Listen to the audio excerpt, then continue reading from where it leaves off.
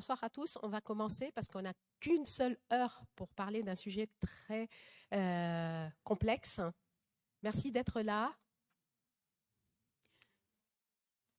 Donc, je suis ravie de vous voir en chair et en os, d'être présente dans ce palais des congrès. C'est vraiment extraordinaire. On vit quelque chose de très émouvant, de retrouver tout le monde et ça fait vraiment plaisir de vous voir en présentiel. Donc, merci au comité scientifique. Je vois que le professeur Lorca est au premier rang. Merci à l'organisation, Myriam. Merci à toutes les personnes qui sont là pour faire que ce congrès puisse nous donner l'espoir de nous retrouver et d'échanger et de faire un lien qui nous a tant manqué depuis cette crise sanitaire. Donc, je suis accompagnée et très bien accompagnée de Laurent Layet et de Mathieu Lacambre. Donc, ce sont des gardes du corps rapprochés et très rapprochés parce qu'on nous voit souvent ensemble. Nous font partie de la même section, une section de psychiatrie légale de l'AFPBN, et on essaye d'échanger, on essaye de réfléchir sur ce que la science peut donner sur la psychiatrie légale. La psychiatrie légale est très complexe, c'est une spécificité de notre exercice et on essaye de développer, de penser. Et là, le comité scientifique nous a donné l'occasion et la chance de penser l'interface avec les neurosciences. Donc, on va parler de ça et on va parler d'une prédictivité d'un danger. Comment un psychiatre qui exerce, qui est expert, peut prédire un danger à la lumière des neurosciences. Donc, trois temps.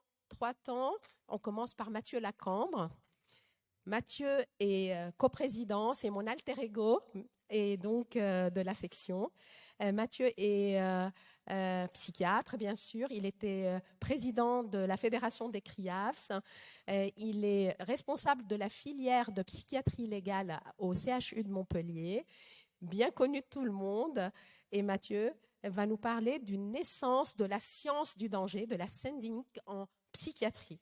La science du risque, comment on peut l'utiliser en psychiatrie. Mathieu, à toi. Merci beaucoup, Madame la Présidente. Merci aux organisateurs. Merci au professeur Lorca. Merci à vous d'être là aujourd'hui pour aborder dans cette première séquence des notions à la fois théoriques, conceptuelles, j'allais dire même éthiques, autour du traitement de cette notion de danger, de risque en psychiatrie. Donc, comme l'a gentiment dit Nidal, je suis psychiatre au CHU de Montpellier. Je m'occupe de patients compliqués, dangereux à différents endroits, en milieu carcéral depuis très longtemps, mais aussi au sein d'un CRIAVS, un centre ressources pour les intervenants auprès d'auteurs de violences sexuelles, et une unité de soins intensifs de psychiatrie. Et donc, on a géré, traité les patients, mais aussi les dispositifs, les enjeux médico-légaux, les responsabilités des patients, des professionnels, et tous ces enjeux sur le plan technique et pratique. Je vais resituer mon propos, quelques grandes notions d'introduction autour des enjeux, quelques définitions pour préciser ce que sont et ce que ne sont pas les sciences syndiniques, quelques pièges, quelques dangers, les intérêts, les limites. Et je reprendrai un exemple concret autour d'une prise en charge d'un patient en soins pénalement ordonnés, condamné à une injonction de soins, un agresseur sexuel, puisque c'est notre matière au hasard. Et je tenterai de conclure, bien évidemment, avec cette petite image à droite, en référence à la phrénologie de Gall, aux théories de Cesare Lombroso sur le criminel né. Ça fait partie des dangers de ces théories et de ces concepts, de considérer ensuite une forme de déterminisme sur la forme du crâne ou sur la base de statistiques, de génétique, avec parfois des politiques qui se saisissent de la problématique en affirmant, par exemple, qu'il y aurait un gène de la pédophilie. C'est faux, hein, d'ailleurs, tout de suite, que ça soit bien clair. En guise d'introduction, évolution des injonctions sociales et sociétales du côté de la psychiatrie et des soignants, avec une exigence de risque zéro, une vie meilleure sans douleur. Vous voyez partout dans les hôpitaux, les cliniques, hôpital sans douleur. Alors, est-ce que c'est un mensonge, une illusion, un vœu pieux, un objectif? On pourra en discuter. Toujours est-il que la douleur fait partie des symptômes et c'est souvent pour nous un point d'appel qui nous permet d'engager le soin. De la sécurité à la sûreté. La sécurité renvoie à une notion de risque, d'accident couvert par une assurance, alors que la sûreté renvoie à un risque zéro, comme si on pouvait faire disparaître définitivement le risque. Moi, j'ai l'habitude de dire que si on veut supprimer le risque, il faut supprimer le support du risque, et que le plus souvent, les êtres vivants les plus dangereux sont les êtres humains. Donc, est-ce qu'il faut supprimer tous les humains? Je ne sais pas. Toujours est-il qu'il s'agit d'être extrêmement attentif lorsqu'on manipule ces concepts pour ne pas dire n'importe quoi ou s'engager dans des impasses qui vont être délétères. De la prévention à la prédiction, sous couvert de la protection, le risque est aussi majeur, avec une espèce de tentation à envisager de pouvoir prédire les comportements. Et pourtant, on a des modèles, effectivement, qui sont pertinents, sur la base d'enjeux d'abord économiques, bien évidemment, issus des sciences syndiniques, les sciences du risque, du danger, d'abord autour d'enjeux et de dangers écologiques, industriels, mais qui ont vu leurs applications s'élargir progressivement depuis une dizaine d'années. Le repérage de déficits systémiques syndinogènes, c'est-à-dire des systèmes écologiques qui ont des zones de fragilité qui vont favoriser l'émergence finalement d'un danger, d'un accident ou d'une catastrophe.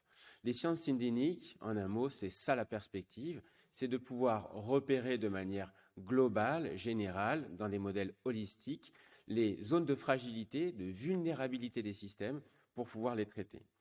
On a donc des applications en sciences humaines avec des applications en psychologie et peut-être en psychiatrie, c'est ce qu'on discutera, mais directement en santé publique, on l'a vu avec le Covid, avec l'émergence de beaucoup de nouveaux épidémiologistes, infectiologues, et des modèles plus ou moins pertinents, d'abord mathématiques, mais on va voir que dans les sciences syndiniques, les mathématiques ne sont pas les rois et n'ont pas le pouvoir. C'est uniquement un des éléments, une des 5 dimensions qui permettent de modéliser un modèle qui est complet, efficient et je pense très très utile, y compris pour la psychiatrie. On va aller du côté de la violence et de la dangerosité parce que c'est la commande sociale. Effectivement, on demande aux psychiatres de pouvoir anticiper, de pouvoir traiter, de pouvoir neutraliser, de pouvoir réduire ces risques de violence. Syndinik, kindenos en grec, signifie danger. Ce sont les sciences du danger. Et c'est intéressant, ce concept et le terme émergent à Paris en décembre 87 au cours d'un congrès sur les risques technologiques et industriels. Et l'ensemble des acteurs vont envisager de pouvoir penser ensemble des modèles qui soient applicables aussi bien pour le risque industriel, écologique et tous les risques finalement à partir du moment où il y a des organisations humaines. L'objet des sciences syndiniques, c'est l'étude de l'ensemble des risques et donc ce n'est pas la riscologie. Certains pensaient que le terme riscologie suffirait, mais non, on va au-delà. C'est l'ensemble des situations de risque et de danger qui prennent en compte tous les aspects techniques, humains et organisationnels liés à une activité donnée. Donc on est quasiment sur tous les niveaux de prévention en santé, prévention primaire, secondaire, tertiaire et quaternaire, sur des organisations de systèmes qui favorisent certains risques. Et les sciences syndiniques vont nous permettre une approche qui serait verticale au lieu de se feuiller horizontale avec les 4 niveaux de prévention. Donc une approche extrêmement ambitieuse, une démarche globale, systémique, ayant pour objet d'identifier et de caractériser l'ensemble des facteurs qui conduisent à une potentialité d'accident et de les réviser continuellement. Donc on est en permanence sur un phénomène de réajustement sur la base d'une réévaluation. C'est là où le système est dynamique. Ce système est en permanence en mouvement et en évaluation pour organiser ces ajustements au fil de l'eau. Et donc, c'est grâce à l'apprentissage aussi des catastrophes, avec des modélisations de catastrophes passées, ou par l'analyse des accidents, en déterminant au fur et à mesure des solutions capables de réduire ou complètement de faire disparaître les facteurs de nuisance, avec des définitions autour des effets non souhaités. Alors, effets non souhaités, ce n'est pas forcément indésirable, délétère et mortifère. Parfois, il y a des effets non souhaités qui permettent de découvrir la pénicilline ou d'autres bonnes choses, mais de pouvoir l'identifier comme un accident, c'était hors process. Ça a permis de faire émerger autre chose et on va le traiter, voire des effets pervers. Toujours dans les définitions, si on organise des analyses de systèmes, on va pouvoir identifier des déficits et des dissonances. Les déficits syndiniques proviennent de toutes les zones d'incertitude, d'ambiguïté, d'incohérence, voire de contradiction d'un système, et qui vont mettre en danger ce système, avec parfois des dimensions ignorées.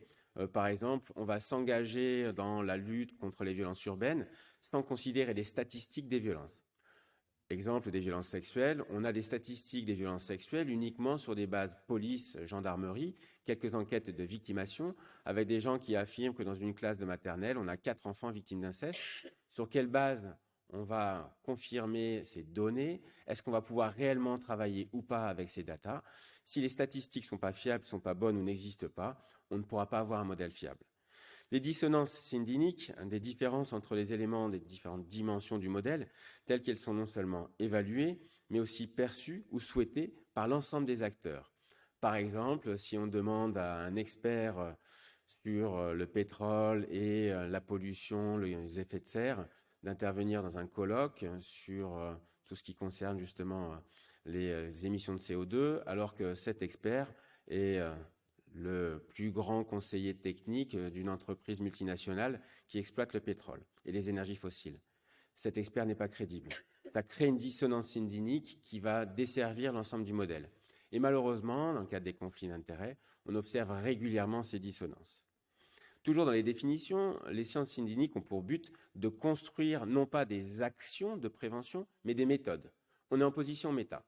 Et donc l'objectif, c'est de pouvoir se décaler sur la base de l'analyse des systèmes pour envisager systématiquement des mesures correctives en fonction de l'évolution du système, avec des concepts autour de la relativité, bien sûr, des différentes dimensions, des conventions, les finalités contradictoires parfois qui vont devoir coagir et interagir, des notions d'ambiguïté, de transformation avec les étapes et les processus, des notions de crise qui sont très favorables sur les modèles syndiniques et de nocivité avec les effets inattendus.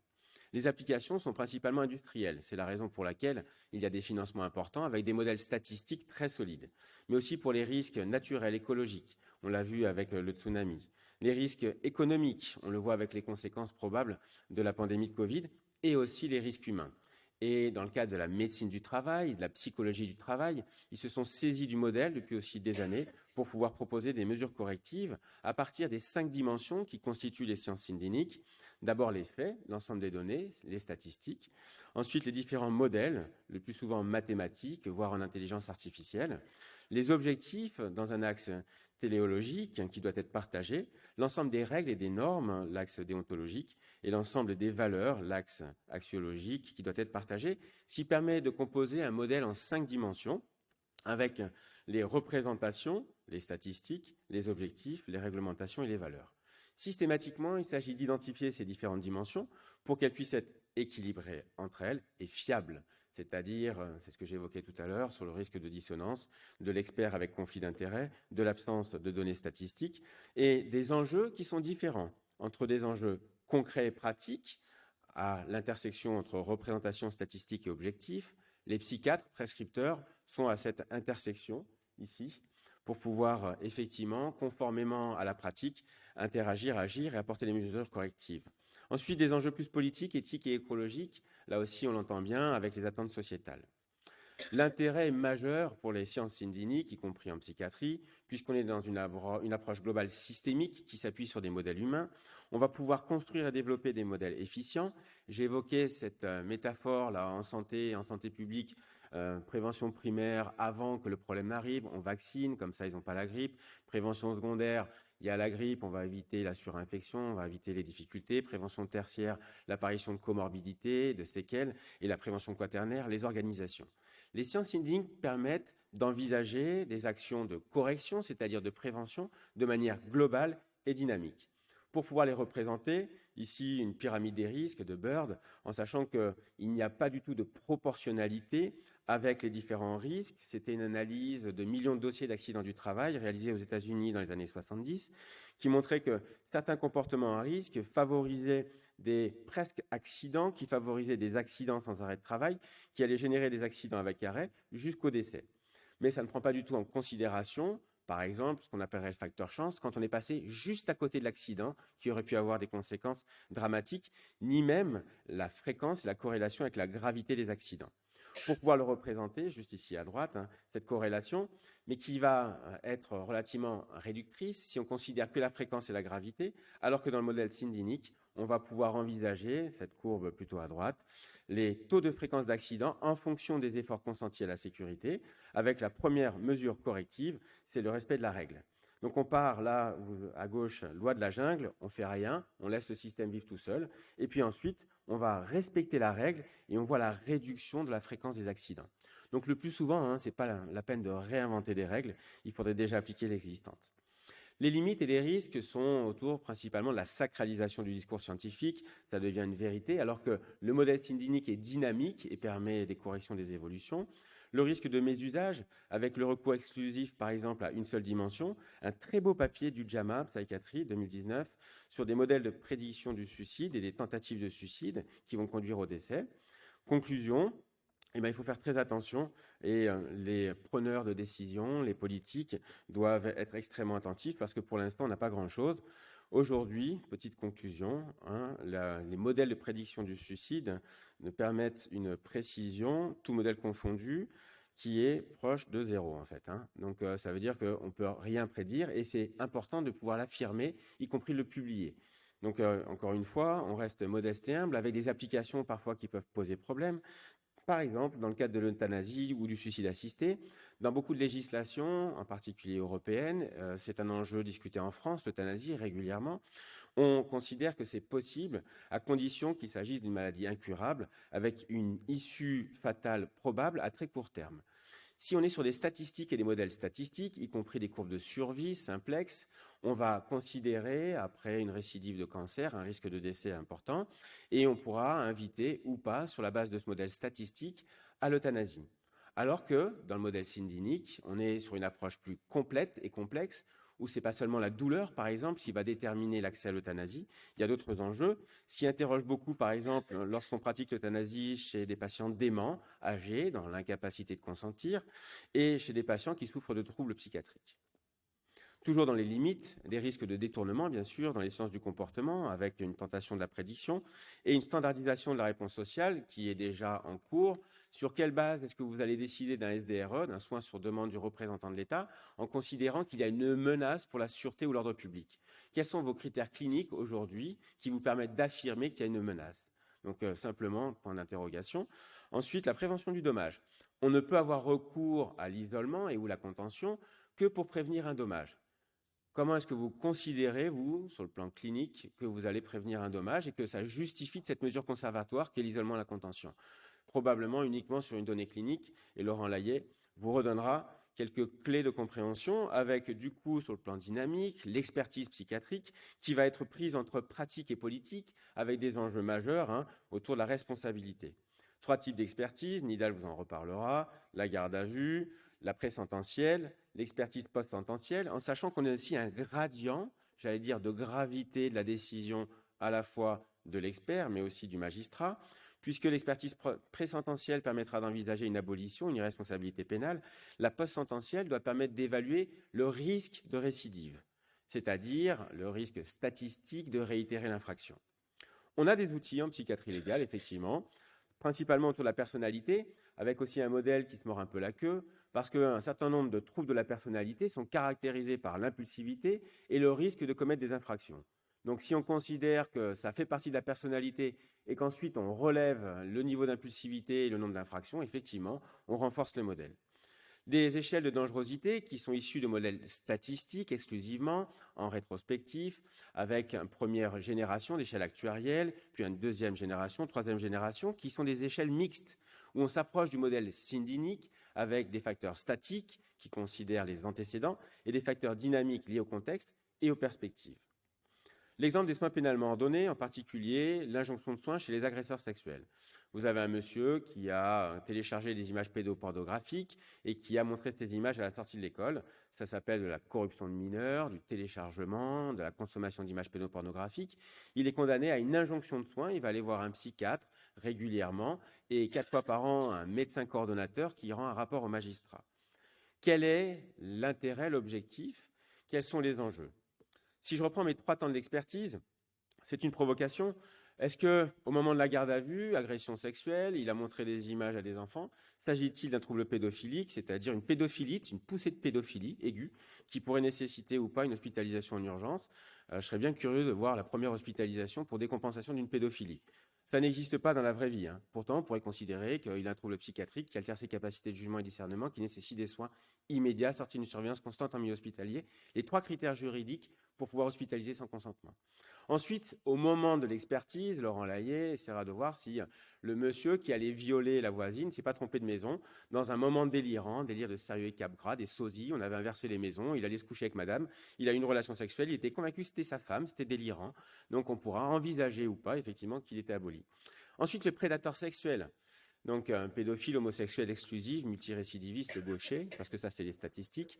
Celui-là, le risque est le plus fort et plus important, avec le risque de réitérer l'infraction, mais aussi la question posée à l'expert, est-ce qu'au regard de sa personnalité, il persiste un risque élevé de récidive, c'est-à-dire l'orientation vers la rétention de sûreté au centre de rétention socio-médico-judiciaire de Fresnes, c'est l'enfermement après la prison. Donc, 3 dimensions, médicale, juridique et sociale, 3 enjeux, mais s'agit-il du même risque, du même enjeu, en fonction du référentiel professionnel qui concerne le médecin, la rechute, le magistrat ou le SPIP, le conseiller pénitentiaire d'insertion et de probation, autour de la récidive, ou sinon le volet social, quand il y a une assistante sociale, autour de la question de l'exclusion et de l'ouverture des droits. Quel est le risque? Quels sont les enjeux? Si je considère le modèle à 5 dimensions des sciences syndiniques, je pourrais positionner le magistrat, juge d'application des peines ici, le conseiller pénitentiaire d'insertion et de probation ici, le praticien traitant ici et le médecin coordonnateur ici, avec chacun son référentiel. Peut-on s'asseoir à la même table? La réponse est probablement oui. Mais le vrai enjeu, c'est comment et pourquoi. Protection-prévention, chacun ses outils. Du côté de la justice, incarcération, condamnation, probation, des peines de soins pénalement ordonnées, qui nous permet une interface avec le soin. Et nous, dans le soin, on a des soins sans consentement, des soins pénalement ordonnés, différents types de soins. Du côté du volet social, l'ouverture des droits, la protection avec les mesures de tutelle, les mesures d'accompagnement social personnalisé, etc.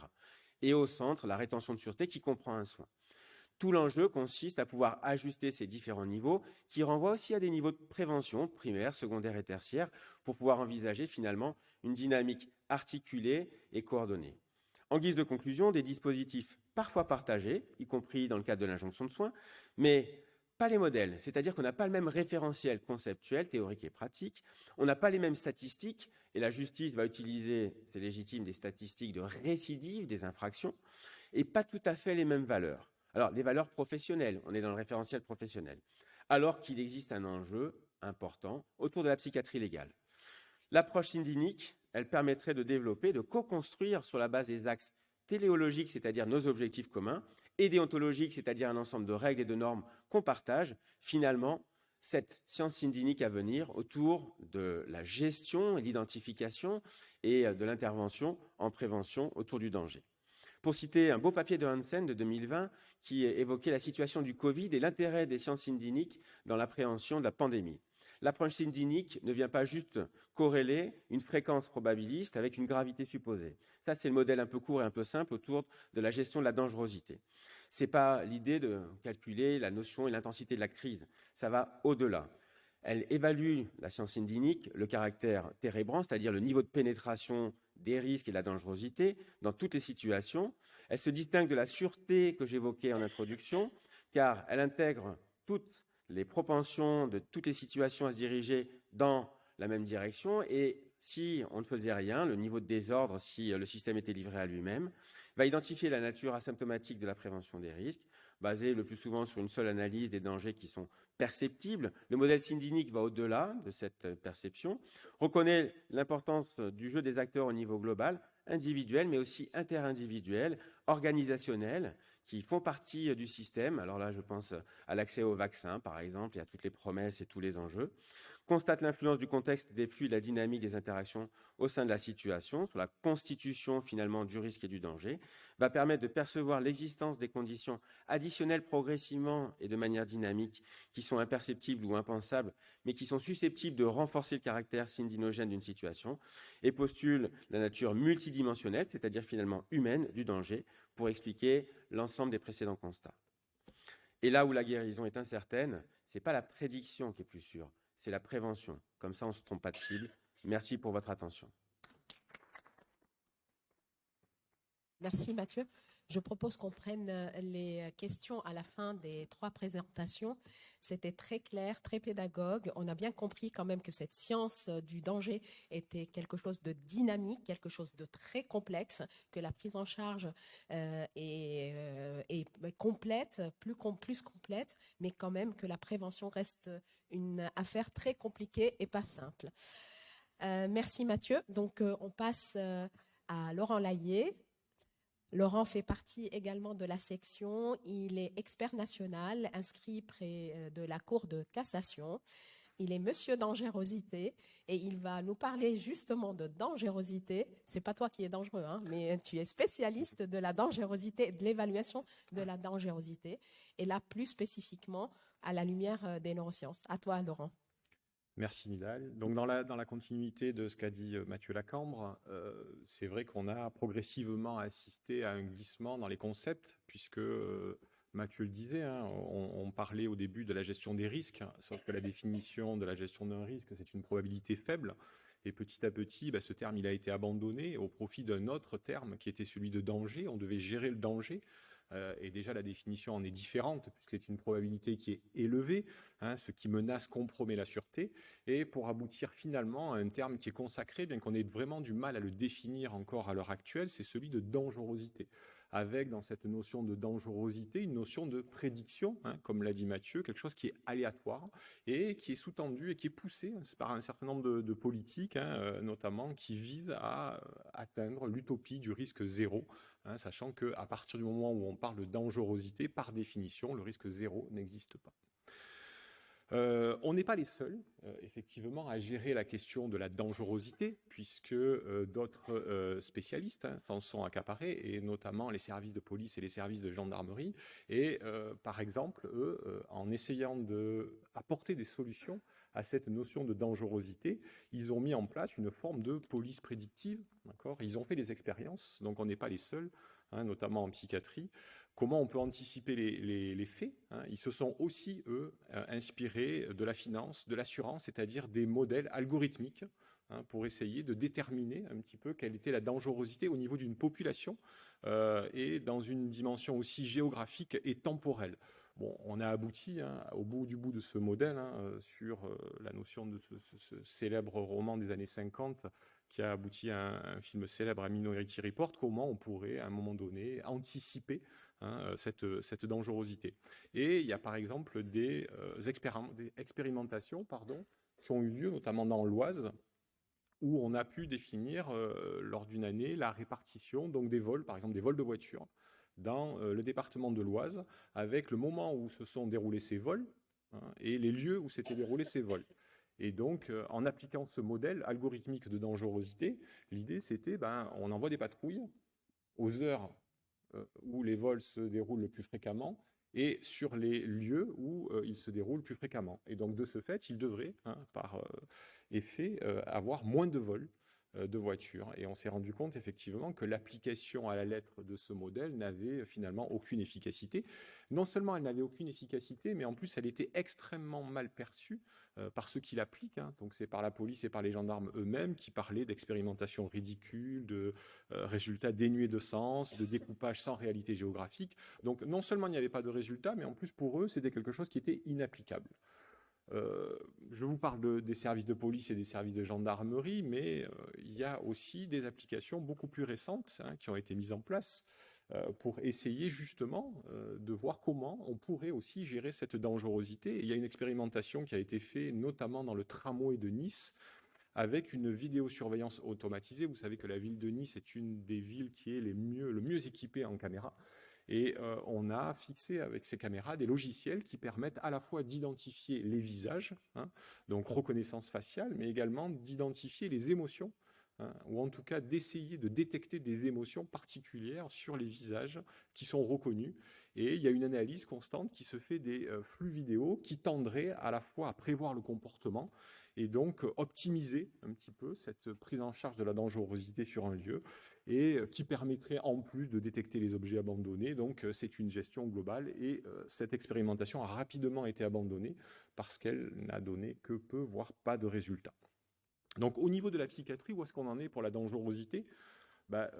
Je pense qu'on n'a pas trop de leçons à donner, puisqu'on est resté quand même dans une lecture qui était assez historique, puisqu'on découpe encore dans les tribunaux, et notamment lorsqu'on essaye d'expliquer dans une cour d'assises ce que c'est la dangerosité, un découpage qui est très archaïque, avec d'un côté la dangerosité psychiatrique, qui serait une dangerosité liée à un trouble mental. Donc on connaît les caractéristiques cliniques du trouble mental, et à partir de là, on peut définir si un individu présente une dangerosité psychiatrique. Et de notre côté, il y aurait, comme ça, une dangerosité criminologique, donc un concept là beaucoup plus large, avec une approche qui serait plurifactorielle, qui tendrait à pouvoir évaluer le risque de récidive.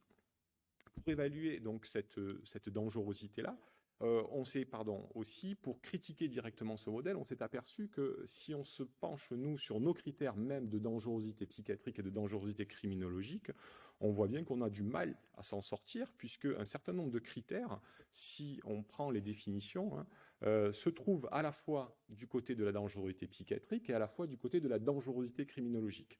Et c'est là où, dans les tribunaux, on a bien du mal, des fois, à donner des explications qui sont cohérentes. Par exemple, les consommations de toxiques, on les met du côté des habitudes de consommation et donc des éléments criminologiques, ou est-ce qu'on les met du côté des éléments psychiatriques lorsqu'il y a une dépendance à un produit? Les traits de caractère, les traits de personnalité, pareil. Est-ce qu'on est du côté de la psychiatrie? Est-ce qu'on est du côté de la criminologie? La notion d'antécédent, donc de passage à l'acte violent aussi, pareil. Est-ce qu'on est... comment on fait? Donc on a du mal, nous aussi, effectivement, à faire émerger un modèle qui soit à la fois cohérent et à la fois opérant. Donc cette évaluation de la dangerosité, elle est éminemment complexe parce qu'elle est pluridimensionnelle, parce qu'elle est à la fois qualitative, mais qu'elle est également quantitative. Donc pour y répondre, on a des outils d'évaluation. Alors cette évaluation de la dangerosité, jusqu'à présent, on a encore des psychiatres qui peuvent se baser sur différentes méthodes d'évaluation de la dangerosité. Il y a une école qui reste encore très présente, qui est l'école de l'entretien clinique. C'est-à-dire, des psychiatres défendent encore l'idée qu'au travers d'un entretien duel, en face à face, avec un individu qui peut durer une demi-heure, une heure et demie, un psychiatre serait capable, à partir de sa seule expérience clinique, de déterminer la dangerosité d'un individu. D'emblée, pourtant, ce modèle existe encore, cette méthode d'évaluation existe encore, alors qu'elle a montré qu'elle était totalement inefficace, avec des arguments là qui sont assez solides au niveau des statistiques. D'abord parce qu'on a remarqué qu'il y avait une faible concordance interjuge, c'est-à-dire que lorsqu'on demande à deux psychiatres différents d'avoir un entretien avec le même individu, et à la sortie de cet entretien, d'évaluer son niveau de dangerosité, les psychiatres ne sont d'accord entre eux que dans 20% des cas. C'est-à-dire que dans 80% des cas, donc l'évaluation de la dangerosité d'un individu à travers un entretien uniquement clinique, elle est totalement inefficace. Les critiques vont encore plus loin, puisque à l'intérieur même de l'évaluation du même psychiatre, il y a des incohérences. C'est-à-dire que si on pose la question au psychiatre qui a essayé d'évaluer la dangerosité d'un individu, on lui pose deux questions. Quelle est sa dangerosité et quel est son risque de récidive, qui normalement quand même seraient des termes assez proches et synonymes, il y en a une partie qui répondent « il est dangereux mais il n'y a pas de risque de récidive », et puis certains disent « il y a un risque de récidive mais il n'est pas dangereux ». Il y a aussi, et là aussi la critique va très très loin, puisqu'on s'est aperçu que cette école purement clinique s'appuyait sur des critères qui n'étaient pas validés par la littérature.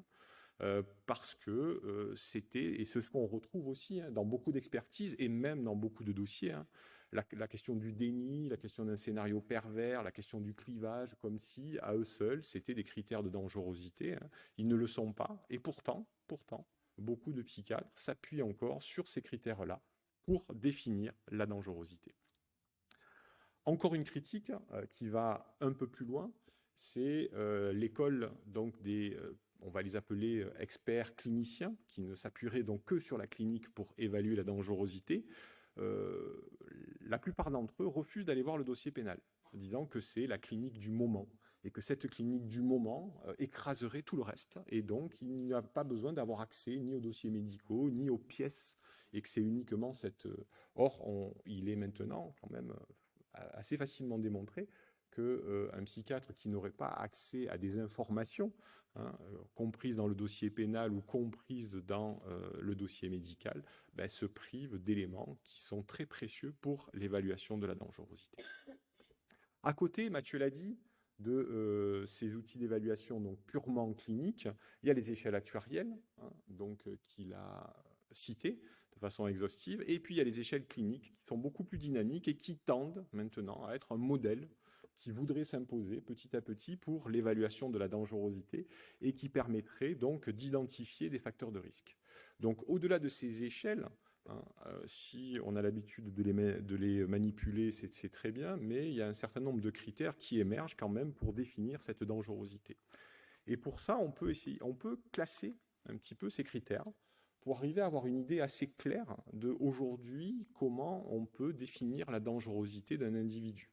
Alors on voit qu'il y a des critères qui sont très généraux, c'est-à-dire qu'il y a des critères qui sont valables pour l'ensemble de la population, c'est-à-dire des critères de dangerosité en population générale. Il y a des critères qui sont un peu plus spécifiques, selon qu'on parlerait de dangerosité psychiatrique ou de dangerosité criminologique, et puis il y a des critères qui deviennent de plus en plus spécifiques en fonction des populations ou en fonction des individus qu'on aurait à évaluer, et notamment des passages à l'acte qu'ils auraient commis. Donc notamment, par exemple, dans la spécificité, il y a une spécificité sur les violences physiques par rapport aux violences sexuelles. Et parmi les violences sexuelles, il y a encore une spécificité qui va encore un peu plus loin, selon qu'on s'adresse à une population de personnes ayant commis des violences sexuelles sur des femmes adultes ou sur des enfants. Alors, si on s'adresse donc à la population générale, quels sont les critères ? Là, ils sont bien connus. Ils sont définis par l'HAS en population générale, donc les facteurs de risque, qu'on appelle les facteurs de risque généraux, donc qui sont valables pour tout le monde, à la fois les personnes qui sont passées à l'acte, mais également pour vous, pour moi. C'est-à-dire qu'il y a un certain nombre de critères qui augmentent. Alors, ce ne sont pas des facteurs prédictifs, comme l'a dit Mathieu. Il a insisté là-dessus, il a raison. Ce n'est pas des facteurs qui permettent de prévoir. Ce sont des facteurs de risque, c'est-à-dire qui augmentent la probabilité. Mais en aucun cas, on ne peut dire que ce sont des facteurs prédictifs. Le sexe, homme, l'âge jeune, le statut socio-économique, le célibat, les antécédents judiciaires, toutes les problématiques autour des addictions, les problématiques de déficience intellectuelle, le fait d'avoir été victime aussi, le fait d'avoir été victime de violences, et puis l'instabilité sociale, l'instabilité sentimentale, l'instabilité professionnelle sont autant de facteurs qui augmentent effectivement ce risque et cette dangerosité. Dans les facteurs de risque un peu plus spécifiques, donc si on met de côté la dangerosité psychiatrique, mais qu'on s'adresse à la dangerosité plutôt criminologique, donc des gens qui auraient déjà commis un passage à l'acte, parmi les facteurs criminologiques très généraux, on trouve notamment des traits de caractère, des traits de personnalité qu'on peut appliquer. Alors là aussi, sans parler forcément de poser un diagnostic de personnalité pathologique, souvent on associe la dangerosité à la psychopathie, la dangerosité au diagnostic de troubles de personnalité émotionnelle labile ou borderline, mais sans aller jusque-là, il y a des traits de caractère quand même qui sont maintenant vraiment reconnus comme étant des éléments qui augmentent la dangerosité d'un individu.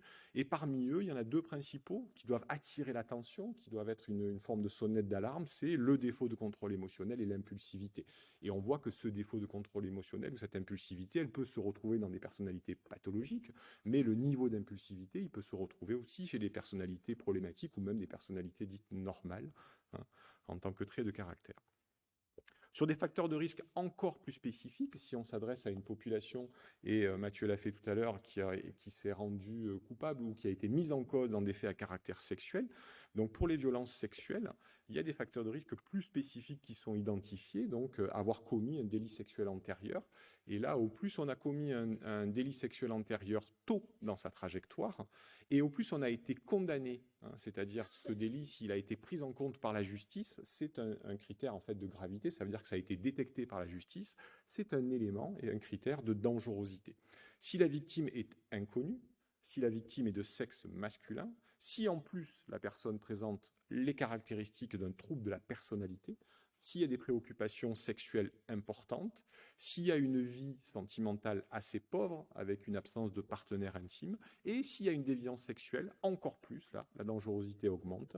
Et on voit que la question de la déviance sexuelle, qui pourtant plane autour de tous les agresseurs sexuels, ne vient que très très loin dans les critères de dangerosité, parce que en fait, la grande majorité de la population qui passe à l'acte en matière sexuelle ne présente pas une déviance sexuelle au sens de nos classifications, que ce soit la CIM ou le DSM.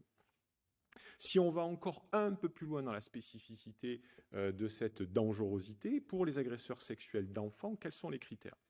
Il y a des facteurs de risque très spécifiques maintenant qui sont bien connus. Les facteurs, notamment le risque de récidive chez les agresseurs sexuels intrafamiliaux est inférieur aux agresseurs sexuels extrafamiliaux, s'il s'agit notamment de passage à l'acte et de pédophilie homosexuelle. Si le passage à l'acte est génitalisé aussi, ça c'est un élément et un critère de dangerosité important. Et là, on se rejoint peut-être, c'est un des seuls points où on se rejoint avec la justice, puisque la justice, elle caractérise, elle fait une différence quand même très importante entre un délit, c'est-à-dire le délit d'agression sexuelle, et celui de viol, et il le différencie par la pénétration. Donc c'est un facteur de risque supplémentaire en termes pour la justice, et ça en est un aussi sur un plan de l'évaluation criminologique. S'il y a une identification affective aux enfants aussi, c'est un élément important. Et s'il y a des conflits donc avec les partenaires adultes, c'est-à-dire s'il y a une vie sentimentale qui est finalement peu épanouie, avec des difficultés d'insertion avec des personnes de sa classe d'âge. Pour les agresseurs sexuels de femmes adultes, il y a aussi des critères qui sont maintenant bien connus, et on va dire que, pour vraiment résumer le propos, la population d'agresseurs sexuels de femmes adultes, elle croise d'une certaine manière les personnalités, on va dire, antisociales, ou en tout cas les traits de caractère antisociaux. D'abord, il y a un risque qui est largement supérieur de récidive aux agresseurs sexuels d'enfants. On retrouve chez la plupart d'entre eux une impulsivité pathologique, avec un profil, on dit profil psychopathique, avec la notion de s'approprier, c'est-à-dire généralement les agresseurs sexuels de femmes adultes ont dans leur casier judiciaire différents passages à l'acte, c'est-à-dire qu'ils peuvent passer à l'acte en termes de délits non violents, donc ils s'approprient le bien de l'autre. Dans les délits violents, donc les agressions, et donc ils s'approprient dans ce cadre-là la dignité de l'autre, et dans les délits sexuels, ils vont s'approprier l'intimité de l'autre, et donc on voit que on a affaire à plutôt, chez les agresseurs sexuels de femmes adultes, à des personnalités qui sont proches des personnalités antisociales. Attention, effectivement, les fameux faux prédicteurs, c'est-à-dire ceux qu'on retrouve très très souvent, le déni de l'acte, la question de la minimisation, de la banalisation, l'inscription dans une obligation de soins. Donc c'est beaucoup d'éléments qu'on retrouve comme étant des éléments qui viendraient caractériser une dangerosité. Ça en dit peut-être beaucoup sur un individu, mais ça n'en dit pas forcément quelque chose de sa dangerosité. Et pourtant, c'est beaucoup d'éléments qu'on voit encore à l'heure actuelle rentrer en ligne de compte dans l'évaluation de la dangerosité. Donc par rapport à ça, maintenant, qu'est-ce que peuvent amener les neurosciences ? Pourquoi les neurosciences sont venues là-dedans ? Parce que d'un côté, on a une expertise psychiatrique qui perd de sa crédibilité. Des batailles d'experts, à droite et à gauche, c'est-à-dire à la fois dans les médias, et je pense que ce n'est pas quelque chose qui sert vraiment les psychiatres, mais également dans les cours d'assises, avec des psychiatres qui ne sont pas d'accord sur le diagnostic, pas d'accord sur l'évaluation de la dangerosité. De notre côté, qui pousse, il y a la société, avec la gestion du risque, l'utopie du risque zéro. Et puis, voit émerger en parallèle toutes les neurosciences, avec notamment l'imagerie, qui viendrait amener la preuve par l'image, qu'on pourrait évaluer à travers l'image du cerveau, la dangerosité d'un individu. Et à partir donc de ces différents éléments, on voit émerger donc ce qu'on appelait aux États-Unis, en Angleterre puis aux États-Unis, dans les pays anglo-saxons, neurolaw, le neurodroit, qui en est une mauvaise traduction finalement, avec un domaine de recherche pluridisciplinaire. Donc l'application juridique des neurosciences qui viendrait à toutes les étapes de la procédure pénale renseigner la justice. Donc si elle la renseigne en pré-sententiel, c'est la question de la responsabilité. Si elle la renseigne en post-sententiel, c'est la question de la dangerosité. Et en pratique, donc ces neurosciences, elles étaient déjà quelque part utilisées, puisqu'il y avait des imageries cérébrales anatomiques, avec la notion du cortex préfrontal, avec la neuropsychologie, les tests de QI qui sont utilisés. Mais on voit pousser maintenant toutes les formes d'imagerie, l'IRM, et surtout, qui vient petit à petit écraser tout ça, c'est la notion de l'imagerie fonctionnelle, qui serait au travers de l'analyse donc de ce fonctionnement cérébral, viendrait expliquer ou viendrait apporter des éléments de compréhension de la dangerosité d'un individu. Rapidement, la loi s'en s'est emparée et a déterminé un cadre législatif parce que si on utilise les neurosciences, il fallait bien les encadrer. Et il y a la loi de bioéthique. Alors, il y avait des éléments bioéthiques qui étaient anciens, mais dès 2011, la France, et ça a été un peu un précurseur en la matière, dans un article du Code civil, a déterminé quels pouvaient être les buts de l'imagerie cérébrale. Et il a ouvert une brèche, puisque à la fois les buts de l'imagerie cérébrale dans la loi de bioéthique peuvent être médicales, recherche scientifique, mais aussi expertise judiciaire. Voilà.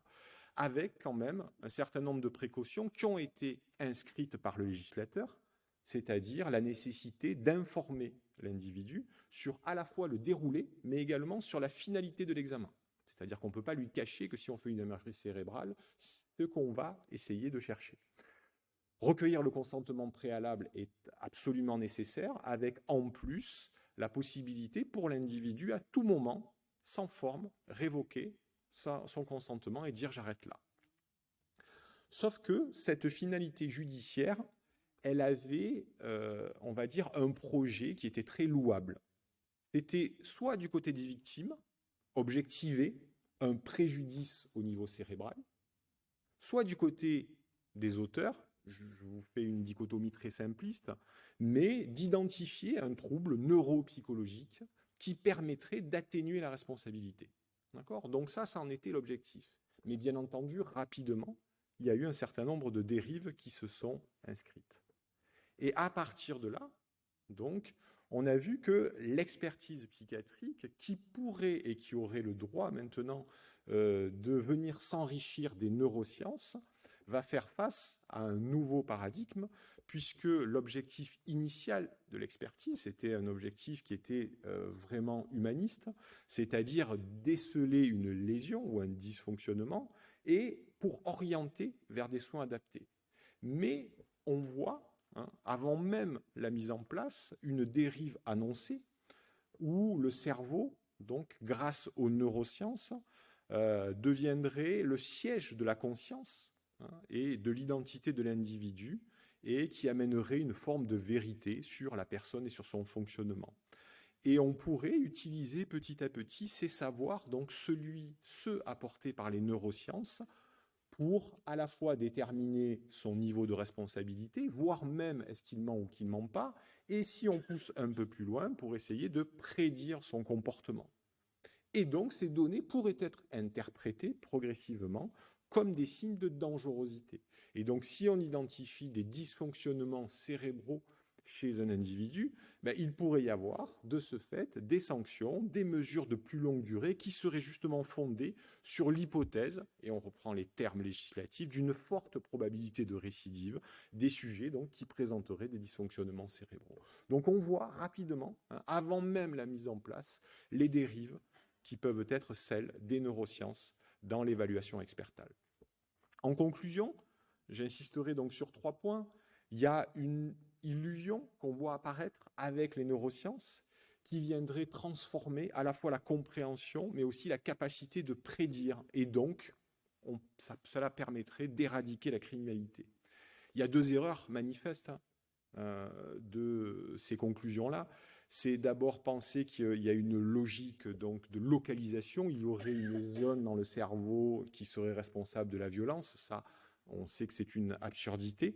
Et puis que les individus violents ou les individus qui transgressent les lois, et là on voit toute l'ambiguïté, parce que transgresser la loi, c'est pas forcément être violent, seraient biologiquement différents des autres, mais s'ils sont biologiquement différents des autres, alors ils sont malades.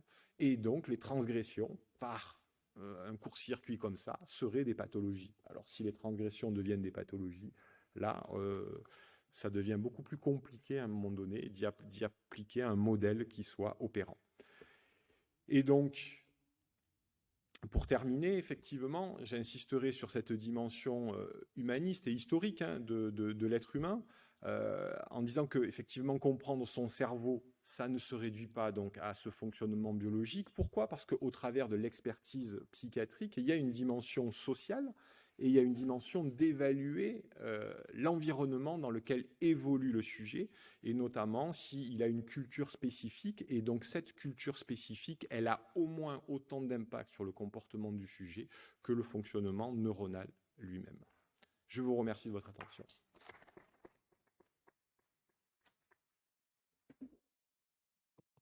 Bien, on va maintenant appeler notre dernière oratrice, puisque c'est le docteur Naban Abou qui prend la parole. Vous avez vu, il y a une journée nationale de psychiatrie légale qui sera à Paris au Sénat le 8 octobre 2021, de l'irresponsabilité des malades mentaux à la responsabilité des psychiatres.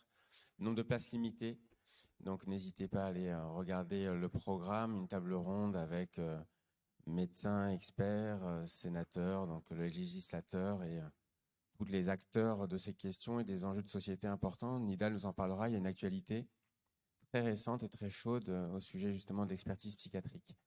Nidal, c'est la présidente de la section de psychiatrie légale de la FPBN. Elle est community manager de toute la communication, de tous les congrès français de psychiatrie, je pense, et au-delà. Et vous la voyez toujours dynamique, souriante et motivée, y compris pour aborder des sujets compliqués comme celui-ci. Nidal, c'est à toi. Merci Mathieu. Bon, je réitère quand même mon plaisir d'être là et d'être présente physiquement. Merci encore. Et je vous dis, si vous êtes intéressés, c'est au Sénat, c'est quand même sur la journée nationale. J'insiste, on n'a que 152 places. Et donc, les premiers qui vont s'inscrire vont être servis. L'année dernière, enfin avant le Covid, on était plus de 350 à Toulouse. Donc, il n'y aura pas assez de place pour tout le monde. Je pense que c'est une actualité chaude. Et si vous êtes vraiment intéressé par la psychiatrie légale, faites votre inscription. Donc moi, je vais essayer de vous parler de l'expertise psychiatrique. Donc d'abord, la science du danger, après la dangerosité, mais comment évaluer cette dangerosité? Et qu'est-ce qu'un expert? Qu'est-ce que l'expertise psychiatrique? Donc ici, je vois bien, il y a des experts dans la salle, ils vont trouver ça basique, mais je m'adresse à tout le monde pour vous expliquer un petit peu notre métier, une passion, une spécificité, et pour vous dire que les choses ne sont pas si simples. Alors, pour planter le décor, je voudrais d'abord vous parler des experts. Alors, comment on devient expert psychiatre? On est inscrit sur une liste nationale, c'est un article du Code de la procédure pénale qui l'a fixé. D'abord, on a une liste nationale et une liste à chaque cour d'appel. Et on a des nomenclatures, on peut être expert en balistique, en écriture, en électricité, en informatique, mais on peut aussi être expert psychiatre. Donc l'inscription, elle n'est pas si facile que ça. Dans les années où j'ai commencé l'expertise, c'était très difficile. Maintenant, on manque tellement d'experts que l'inscription devient un petit peu plus facilitée.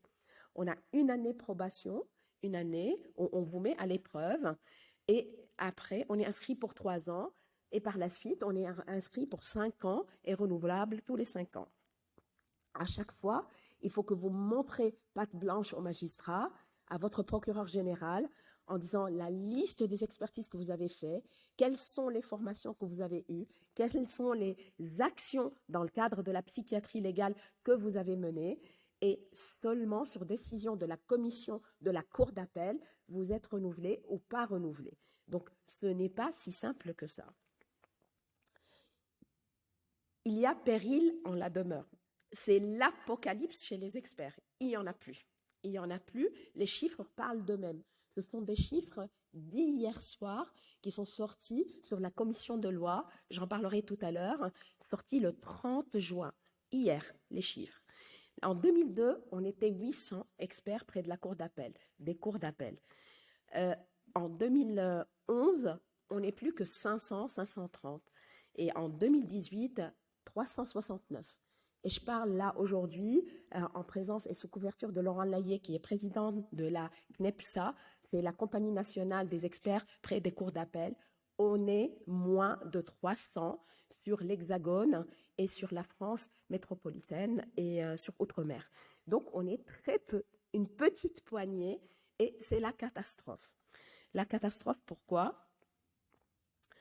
Parce que le statut de l'expert n'est pas clair, parce qu'il n'y a pas de formation de psychiatrie légale portée au niveau national, au niveau de notre ministère, parce que je fais là une plaidoirie pour la psychiatrie légale, et pourtant, on en a besoin, et pourtant, la demande en expertise est de plus en plus importante, et pourtant, le législateur, il nous donne de plus en plus d'expertise à faire dans le cadre de la loi et dans le cadre de la procédure pénale, et on est de moins en moins nombreux.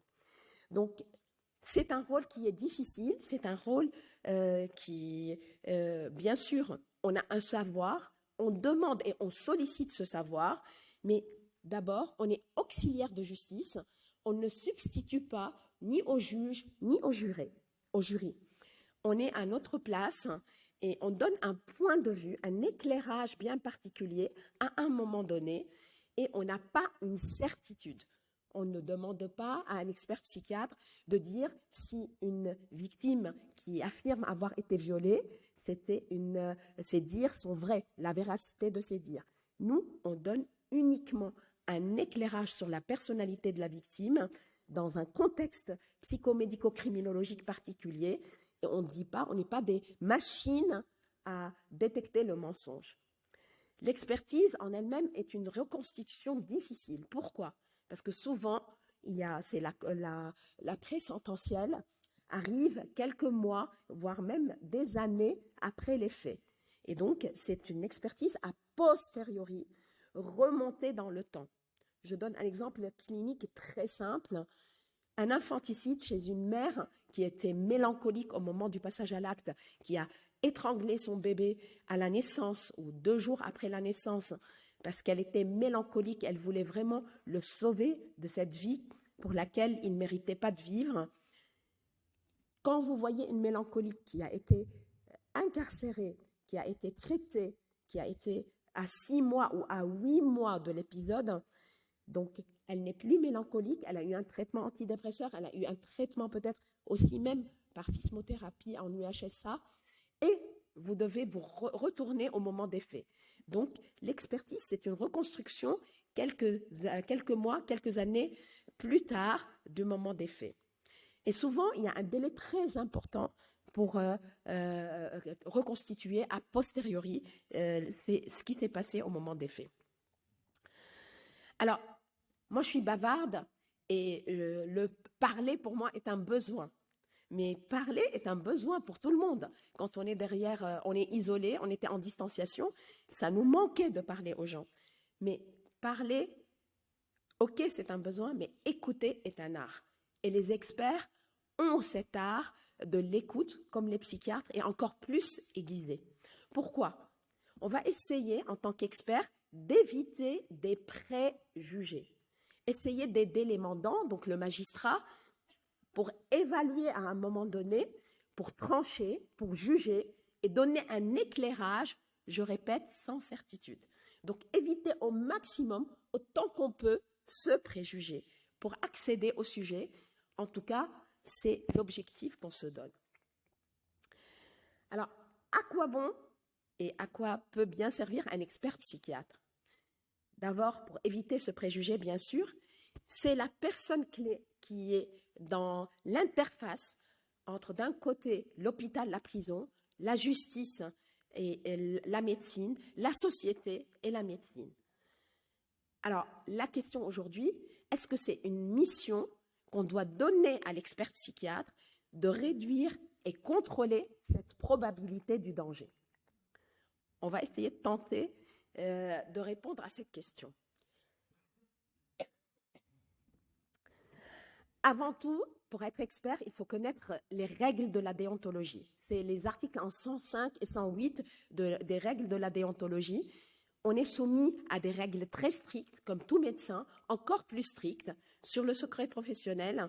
On ne peut pas, en tant que médecin expert, aussi médiatique soit-elle l'affaire, s'adresser à des journalistes ou au moment d'un procès, on sort, on a la pression médiatique, il ne faut pas qu'on cède à cette pression médiatique et il faut vraiment tout le temps respecter le secret professionnel qui est imposé à l'expert. Savoir que notre mission est un élément d'une procédure.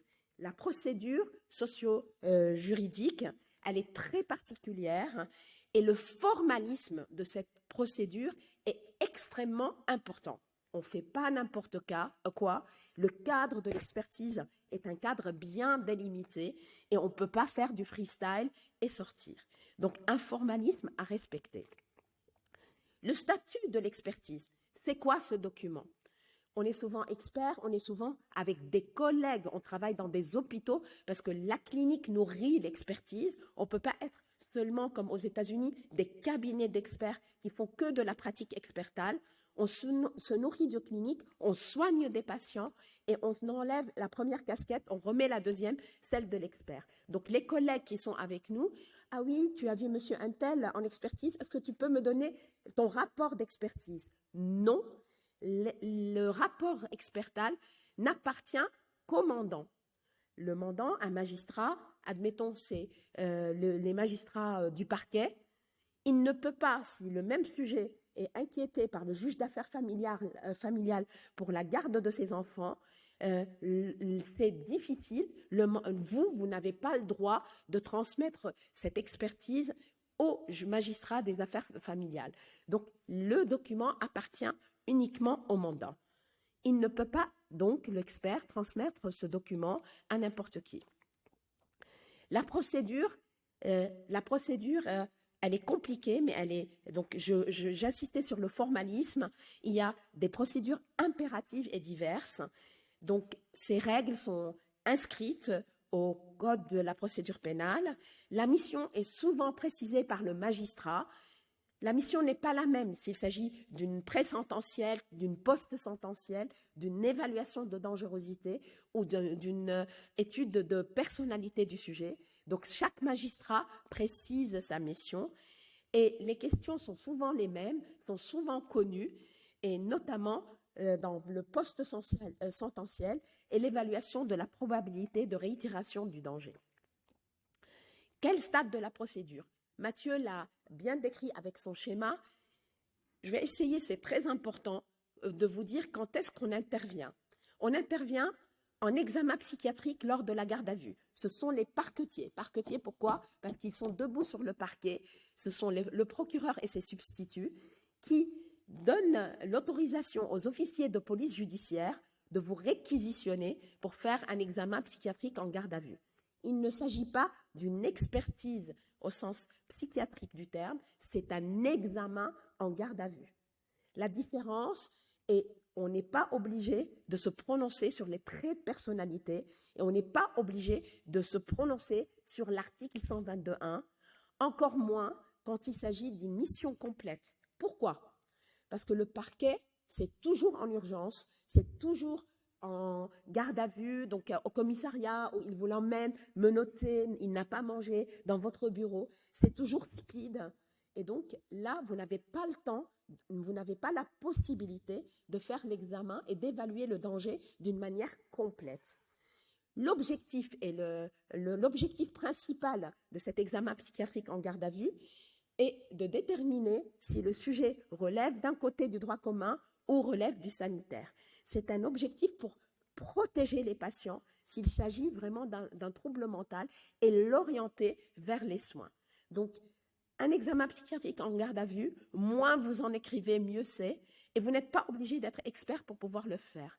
Tout psychiatre sur le territoire peut être réquisitionné et ne peut pas obtempérer à cette réquisition. Quand on demande une réquisition, souvent, c'est les psychiatres d'urgence qui travaillent dans les services d'urgence ou les psychiatres d'astreinte qui sont sollicités par les parquetiers, donc les officiers de police judiciaire, pour faire cet examen. Deuxième étape, donc là, il y a l'enquête de flagrance, on est au parquet, on est en urgence, ou l'enquête préliminaire. Une fois que cette enquête est terminée, on renvoie aux magistrats du siège. C'est des magistrats assis, c'est des magistrats qui ont le temps, ce sont des magistrats d'instruction. L'instruction peut durer 1 an, 2 ans, ça dépend de la complexité de l'affaire. Et donc, le magistrat instructeur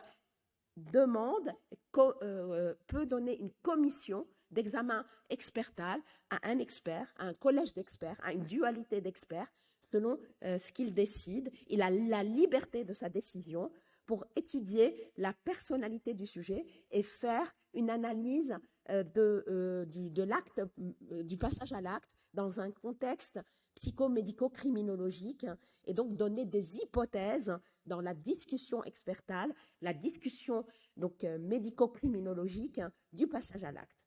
Et donc dans cette expertise, elle doit être complète, elle doit être argumentée et elle doit aider donc le magistrat instructeur à comprendre le mécanisme qui a poussé à un moment donné un individu de commettre un tel acte. En post-sententiel, c'est l'expertise de l'évaluation du risque de récidive. C'est une expertise qui est souvent par une commission, par le juge d'application des peines. Et donc, là, c'est toute la complexité entre le médecin coordonnateur, dans le cadre d'un soin pénalement ordonné, l'injonction, et dans se projeter dans la première expertise, c'est se remettre au moment des faits. Et là, on vous demande de vous projeter dans l'avenir et des risques de récidive. Donc, Laurent a vraiment détaillé tous les facteurs de risque, de dangerosité, des risques de réitération des faits de même nature pénale ou d'autres natures pénales. Et là, il vous sollicite si le sujet est permissionnable, si le sujet est conditionnable, si le sujet doit subir une injonction de soins et si la qualité de l'injonction de soins est bonne, s'il y a une mesure de sûreté, etc. Et donc, c'est en post-sententiel. La clinique expertale est une clinique très riche. On ne retrouve pas les mêmes personnes, les mêmes traits de personnalité que chez nos patients. C'est complémentaire. C'est une clinique qui est complètement différente, qui nous amène à réfléchir sur cette notion complexe de la dangerosité et surtout à des cliniques spécifiques, bien plus spécifiques, quand il s'agit par exemple des violences commises par les malades mentaux ou des violences d'ordre sexuel. Mathieu l'a expliqué tout à l'heure, on ne peut pas faire un parallélisme, tout le monde n'est pas au même point au niveau des auteurs de violences sexuelles. Des difficultés, oui, c'est difficile, parce que souvent c'est une mission double qui nous est demandée, avec d'abord la question de déterminer l'état mental du sujet au temps de l'action, et je disais tout à l'heure comment c'est difficile de revenir au temps de l'action, analyser les facteurs de récidive, les facteurs positifs, protecteurs, les facteurs de récidive avec des risques de récidive du sujet. Et est-ce qu'on doit réaliser cette mission en 2 temps, en plusieurs temps? Est-ce qu'on doit restituer ce rapport expertal à des moments distincts pour les juridictions qui nous commettent? On est au cœur de l'actualité. Tout le monde a entendu parler de l'affaire Halimi. Et ça a coulé beaucoup d'encre. Et les rapporteurs viennent de rendre les résultats de leur mission flash dans cette affaire. On est dans la difficulté de l'expertise et un élément qui se rajoute sur l'évaluation de l'expert, c'est la comorbidité addictive. Et c'est l'affaire Halimi. Mais il n'y a pas que l'affaire Halimi. Dans tous les cours d'appel et tous les experts ici ont déjà eu cette situation avec une consommation toxique au moment du passage à l'acte, en préalable, au moment du passage à l'acte. Est-ce qu'il y avait abolition ou altération et qu'est-ce qu'on doit répondre? La question n'est pas très simple et c'est toujours en mouvance. On est au cœur de l'actualité et hier, rien qu'hier, on a eu les premiers résultats de cette mission flash et ça va continuer à évoluer et probablement soumettre au Conseil des ministres un projet en mois de juillet ou en mois d'août, comme ils savent très bien le faire, quand tout le monde est en vacances, pour que personne puisse critiquer. je prends l'occasion de remercier Caroline Cordier, qui est là, qui est journaliste à Hospimedia et qui nous fait une veille souvent. Merci Caroline, parce que grâce à toi, on a souvent, et au moment chaud, tous les éléments. Donc, il y a un article sur Hospimedia sur le sujet, si vous voulez vous référencer. Et donc, que dit le résultat de cette commission qui est sortie hier? Conserver, parce que la question était la remise en question de l'article 122.1, c'est-à-dire l'article qui détermine l'abolition ou l'altération au moment des faits à cause d'un trouble mental qui a altéré le discernement. Donc, on conserve la mission, conserve l'article 122.1. Ouf! Mais la mission conseille et prévoit des champs d'exclusion de l'irresponsabilité pour certains auteurs, notamment quand ils ont consommé délibérément des stupéfiants ou des médicaments et quand ils ont créé une nouvelle infraction. Deux principes. Pourquoi c'est opposé et pourquoi ça agite tout le monde? Le principe fondamental qui doit nous animer, nous psychiatres, le principe phare qui consiste à ne pas condamner pénalement des personnes aliénées, des personnes atteintes de troubles mentaux et qui sont reconnues irresponsables au sens de l'article 122.1. On se doit, nous, psychiatres, de protéger nos patients quand ils sont totalement déréalisés, quand ils sont totalement délirants, quand il y a une injonction hallucinatoire, quand il y a un automatisme mental, quand il y a une schizophrénie et qui abolit le discernement au moment du passage à l'acte. Ça, c'est le principe fondamental. Et d'un autre côté, il y a des victimes. Quand on a tué son père, quand les autres frères et sœurs ne comprennent pas, quand il y a eu un meurtre, la famille ne comprend pas, quand il y a eu un viol par quelqu'un qui est malade mental, on ne comprend pas. Et donc, l'intérêt des victimes et la reconnaissance de leurs préjudices et les préjudices à la famille et l'intérêt de la société fait que c'est un principe à concilier avec le premier principe qui est celui de la protection de nos malades mentaux. Alors, qu'est-ce que la mission Flash a retenu? La théorie de la faute antérieure, l'exclusion de l'irresponsabilité pénale en cas d'intoxication délibérée dans le cadre du projet criminel préalable. C'est-à-dire si on a consommé avant de faire le passage à l'acte criminel. Quand l'intoxication aussi est volontaire, de manière à faciliter la commission des faits. C'est-à-dire je m'alcoolise pour que ça me donne du courage pour pouvoir faire. L'intention criminelle, si elle était préexistante à la commission de l'infraction, l'irresponsabilité pénale ne peut plus être retenue. Et finalement, quand l'infraction est autonome, en réprimant le fait de s'intoxiquer délibérément et de commettre dans un état de trouble mental, ayant aboli temporairement le discernement du fait de l'intoxication. Donc c'est une mission qui prend une demi-mesure.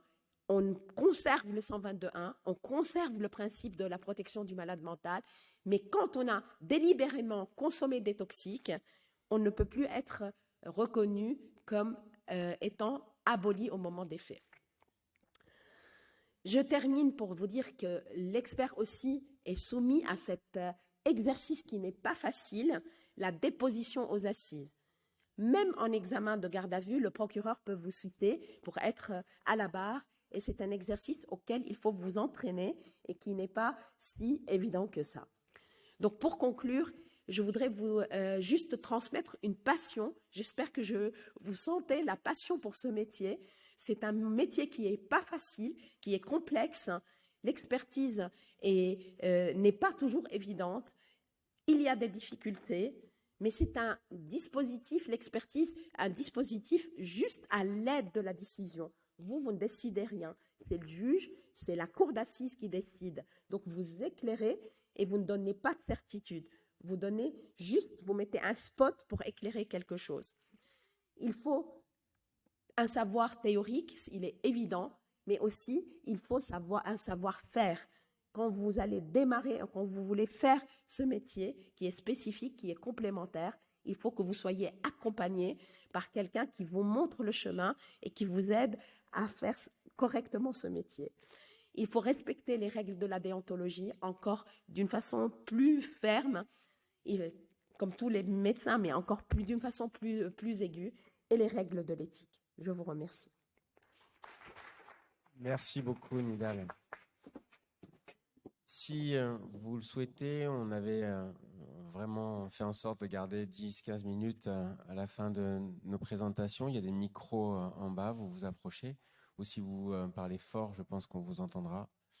Levez la main simplement pour signaler que vous voulez parler, pas pour jurer devant la cour, mais ensuite en vous présentant rapidement, brièvement, si vous avez des questions. Sachant que oui.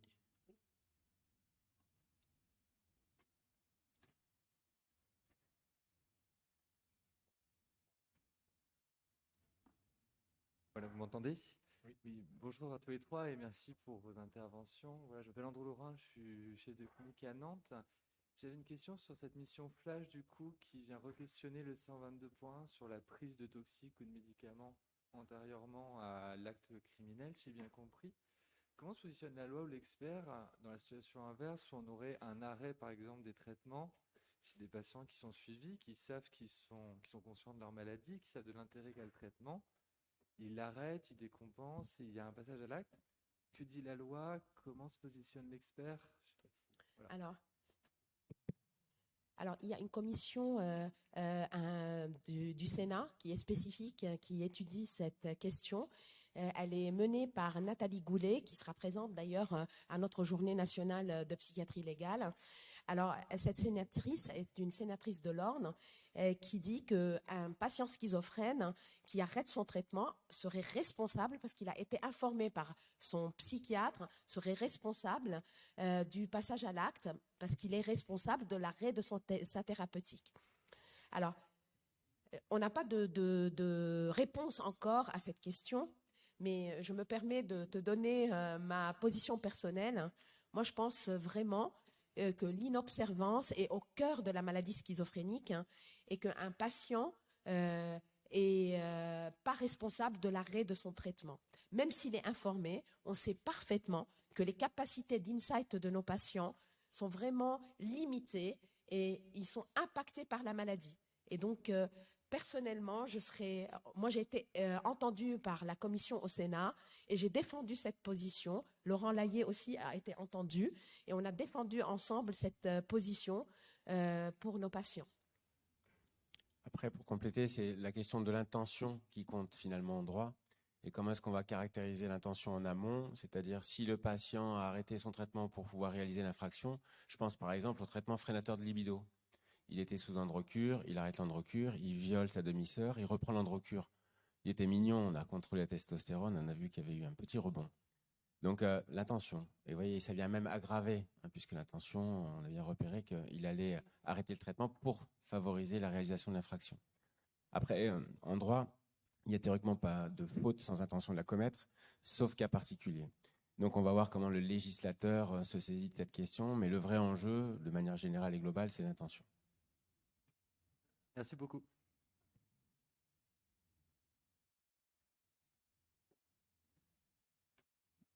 Hello Marc-Antoine. Salut, bonjour. Donc Marc-Antoine Croc, j'avais une question en fait qui a à voir, s'inspirer, on a commencé l'affaire Halimi, on en a beaucoup parlé, hein, et donc là, tous les journaux reproduisaient tous les diagnostics qui ont été évoqués, et notamment un diagnostic, c'était bouffée délirante. Hein. Et ça fait poser la question de est-ce que dans les expertises, on doit demander que le diagnostic soit fait avec les systèmes diagnostiques actuels. Bon, c'est demandé en Allemagne, c'est demandé en Norvège par exemple. Bouffée délirante, c'est dans la CIM 10, c'est mentionné, mais c'est pas dans le DSM 5 et ça ne sera plus dans la CIM 11. D'autre part, il peut y avoir des points techniques. Si tu appliques par exemple le DSM 5 avec les algorithmes diagnostiques, S'il y a quelqu'un qui est semblable à la personne qui a tué Madame Halimi, au moment où il commet les faits, donc il y a, mettons qu'il y ait des éléments délirants, et en même temps il a pris des toxiques. Si tu appliques le DSM, les diagnostics qui vont se poser au moment des faits, ça va être soit, ça va pas être bouffée délirante, parce que le terme n'existe pas dans le DSM-5, mais ça peut être trouble délirant, bref. Mais en fait, l'algorithme du DSM, on verra automatiquement vers trouble psychotique dû à la consommation de substances. C'est mécanique.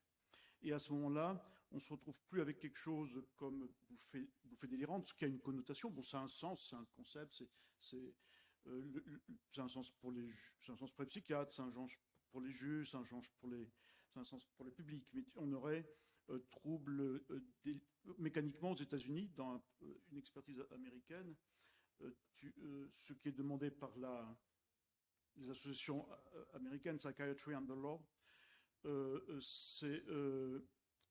on aurait, au moment où les faits ont été commis, rétrospectivement, trouble délirant induit par une substance, ce qui psychologiquement est un peu différent.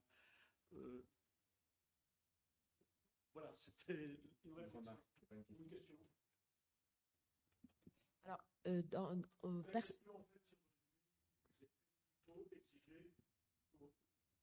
l'utilisation des classifications internationales.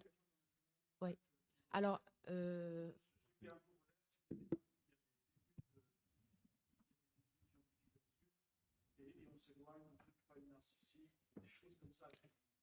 ce qu'on avait défendu et qui n'a pas été vraiment très écouté, que ce soit la commission au Sénat, il y avait aussi une commission de l'Assemblée nationale et la commission Flash, c'était l'importance de la discussion médico-légale. Or, on s'aperçoit qu'on a quand même perdu pas mal de crédibilité vis-à-vis de ces instances décisionnaires dans nos discussions médico-légales. Parce que finalement, les constats qu'ils avaient faits, c'est qu'on n'avait pas tant de divergences en termes de diagnostic, en tout cas moins que ce qu'on pourrait penser, mais il y en avait par contre beaucoup en termes d'interprétation médico-légale du diagnostic. Et c'est bien une des raisons pour lesquelles ils essayent petit à petit, avec le droit, de resserrer, voilà, pour laisser moins de latitude à la discussion médico-légale. Or, nous, c'est ce qu'on a continué à défendre parce que je pense que c'est ce qui est important et c'est ce qu'on... Pour ceux qui assistent à des procès à l'heure actuelle, les procès, notamment en assises, c'est assez sec, hein, c'est une succession d'experts. Et le seul moment où le procès reprend un peu vie, c'est au moment où l'enquêteur de personnalité, le psychologue et le psychiatre viennent, parce qu'il y a un peu d'humanité qui est remise là-dedans. C'est pas l'expert balistique, c'est pas le médecin légiste qui va y mettre. Donc c'est vrai que nous, on défend cet élément-là.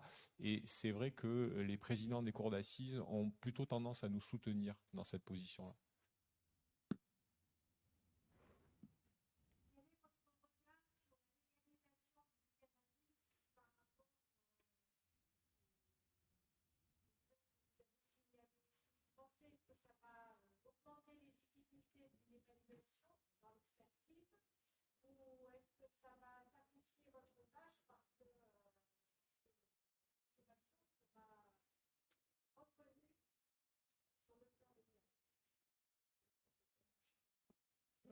Dans la mission Flash, ce qui avait été proposé aussi, c'était la prise de substances effectivement antérieure, et ça englobait le fait que ce soit une substance licite ou illicite. C'est en fait ce qu'ils ont déterminé, c'est la prise de substance qui aurait amené le passage à l'acte, qui aurait été prise dans le but de commettre le passage à l'acte. C'est la raison pour laquelle ils ont même parlé du captagon pour les djihadistes. Voilà, donc donc en fait effectivement dans ce cadre-là, le cannabis en fait n'aurait pas une importance particulière par rapport à d'autres substances. Et pour compléter, ils ont même parlé de médicaments psychotropes, donc qui sont ou des médicaments qui ont un accès libre en supermarché ou en parapharmacie. Donc c'était assez large. En tout cas, pour les experts, s'il y a légalisation du cannabis, on aura beaucoup moins d'expertise sur des petits trafiquants où il y a très peu d'intérêt de faire des expertises psychiatriques.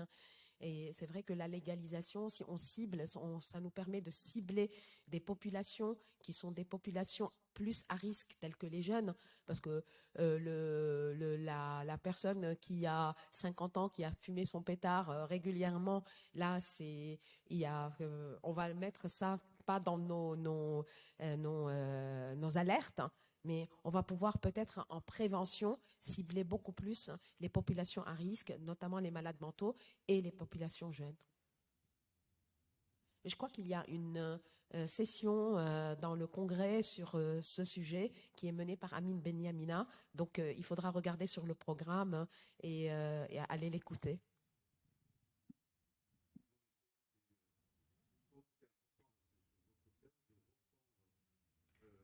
Peut-être la question de la consommation du cannabis. Les toxiques, en particulier les cannabis.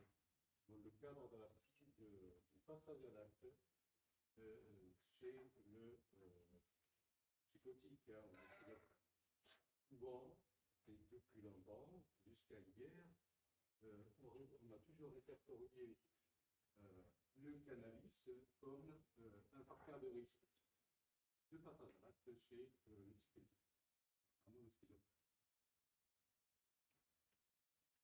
Voilà. Donc là, il y aurait peut-être une légalisation au départ. Voilà. Comment vous allez, vous positionner en tant qu'expert le jour où il y aura un passage à l'acte d'un psychotique né composé d'un de nos patients qui a son injection en retard, que l'observance, ça ne discute pas, il fume, il passe à l'acte, et quelle va être votre conclusion?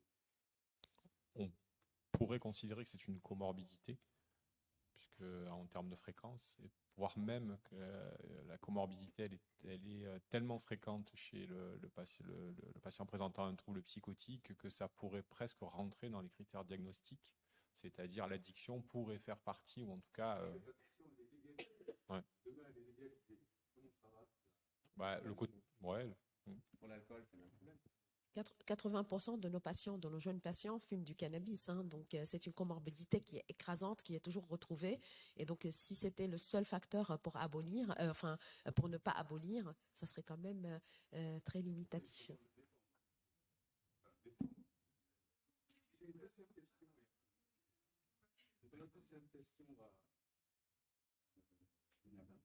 Vous avez parlé du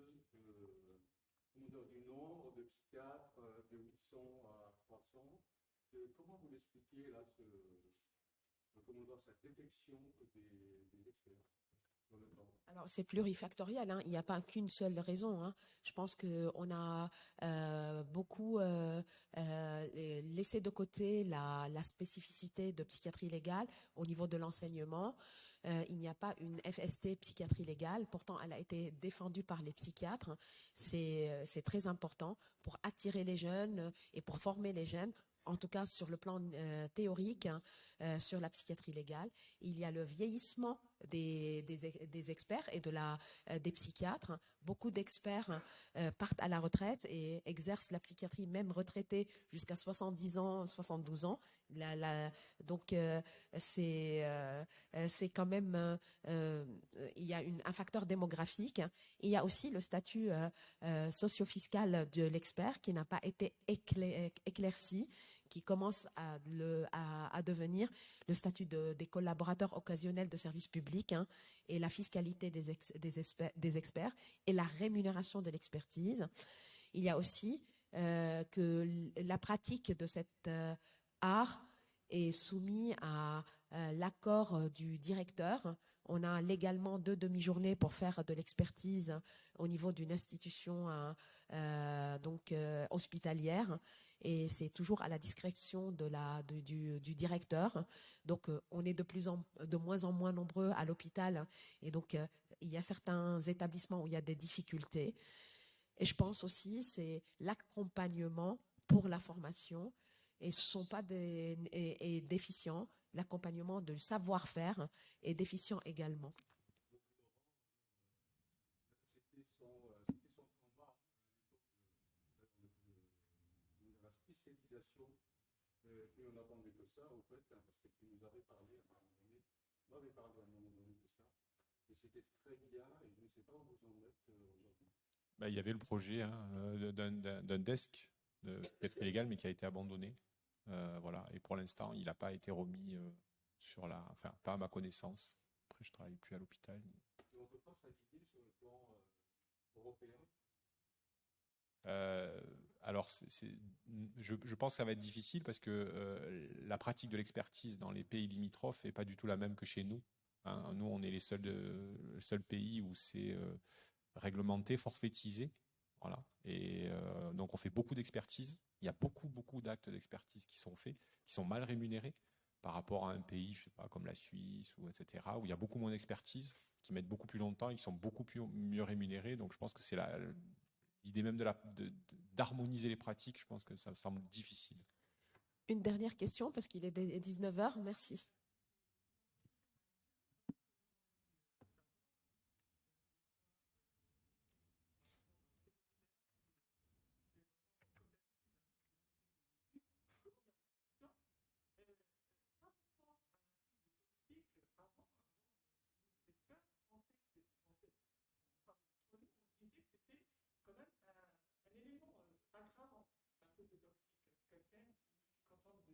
De l'alcool, il commet un fait, ce qui à l'époque, là, on a changé, on change toujours, hein.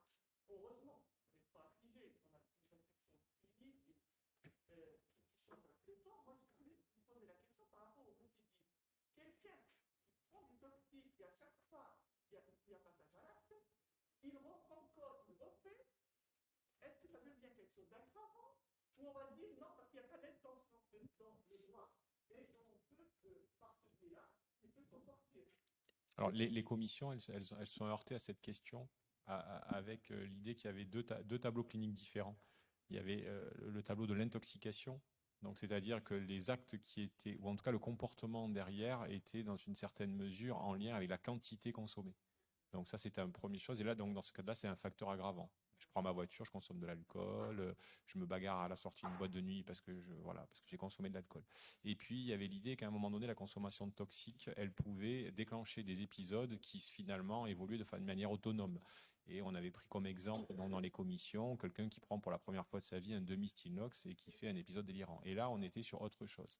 Sauf que comment, en fait, on a du mal à avoir une écoute attentive puisque quand on se présente à ces commissions, les experts ils sont auditionnés un peu partout en France et on n'arrive pas à avoir une parole en fait qui se rejoint. Et donc c'est pour ça qu'en fait finalement on n'est pas entendu. Et je suis d'accord avec vous. Merci beaucoup. Juste pour terminer, question aggravant ou atténuant, c'est pas le rôle de l'expert. Hein. L'expert, il vient dire altéré, aboli, c'est tout. Hein. Et les lois Taubira du 15 août 2014 ont essayé de réajuster pour éviter que systématiquement l'altération aggrave. Mais ça, c'est le droit, c'est pas notre problème. Merci. Une toute dernière, et après c'est apéro pour tout le monde. Apéro ou Doliprane antihistaminique, hein. Je préfère prendre le micro parce que vous m'entendrez plus comme ça. Moi, je suis le docteur Locatelli, je suis psychiatre, addictologue et en fait, j'ai bien aimé votre intervention aussi et la question des addictions, justement, elle se pose. Enfin, je trouve que du coup, tout le monde a l'air animé autour de cette question-là qui est d'actualité, mais qui, à mon sens, l'est déjà depuis longtemps et le sera encore. Et vous avez vraiment un rôle particulier entre la justice qui est plutôt répressive par rapport aux addictions et la psychiatrie qui reconnaît l'addiction comme une pathologie. Mais encore là, on n'est pas tous d'accord sur cette question-là. Et justement, par rapport à la question là, précédente, qu'est-ce que vous faites un peu de l'addiction aussi quand... est-ce que justement au niveau de la justice, l'addiction est reconnue aussi comme une maladie quand quelqu'un, sous l'emprise de l'alcool a réalisé une infraction et que finalement il réitère parce qu'il y a cette addiction qui est là. Est-ce que c'est un cas de figure que vous avez discuté ou...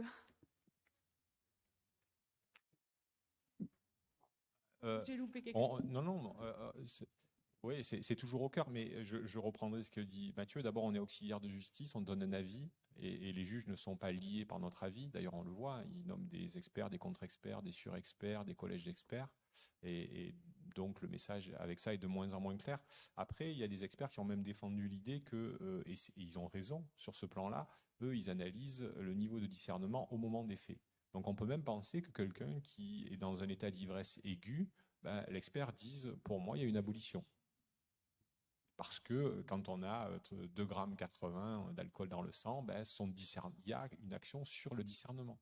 Après, que la justice, effectivement, en ait une autre interprétation, et ça aboutira ou pas à la justice qui retient ou non l'irresponsabilité pénale. C'est-à-dire parler d'abolition du discernement, ce n'est pas forcément parler d'irresponsabilité pénale. Voilà, c'est deux champs qui sont différents.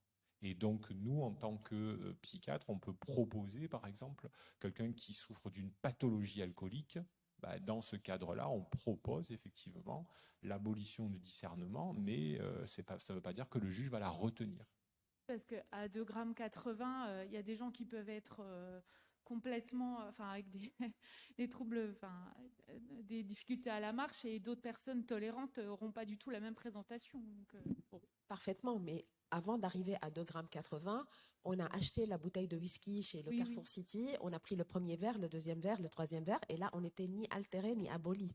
Et donc, c'est là où la législation et le législateur intervient sur cette responsabilisation, parce qu'il était à jeun responsable de sa propre addiction.